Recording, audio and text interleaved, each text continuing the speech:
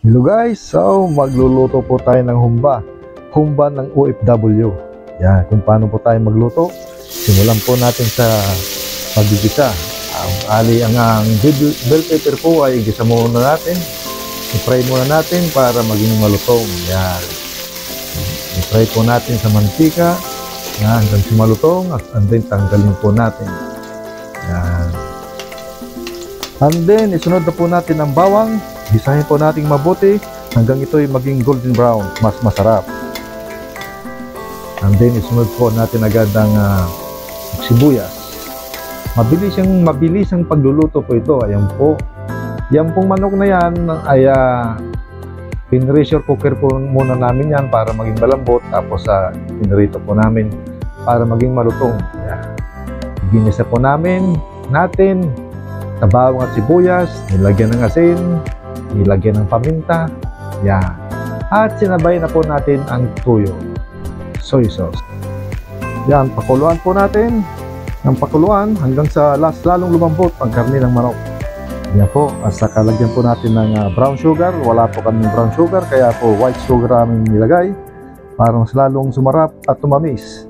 Sabayan po na po natin ng paglalagay ng 7-Up. Yan, 7-Up.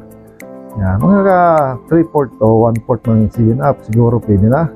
At sabay na po natin ng pineapple juice, pineapple chunks. Ayan, para lalong sumarap. Pakulaan po natin ng mabuti at takpan at para lumambot ang manok. Ayan, sabay na po natin ng fried potato.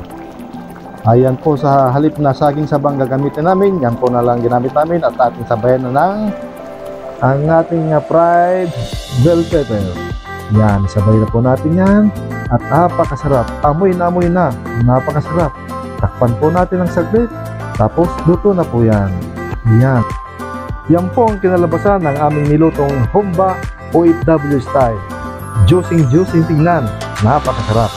At sabayan nyo po ng biryani rice with sinangag plain rice. Ayan po, napakasarap. Kaya po hindi na po natin dapat patagalin ang pagkain ito. Gutom na po si Maruya. Kaya ano pang hinihintay natin guys? Kaya na po tayo. Napakasarap. Ayan no, may ebidensya po tayo. Napakasarap talaga. Yan po, ready na po tayong kumain. Ayan po si Engineer Tolipas at saka si Mr. John Alumya. Sarap na po. Hindi na po sila makapaghintay. Ito po si Maruya. Maraming pong salamat.